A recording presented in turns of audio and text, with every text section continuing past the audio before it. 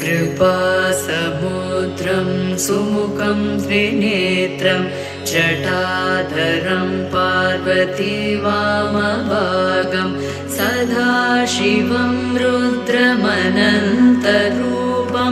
चिदम्बरेशं हृदि भावयामि।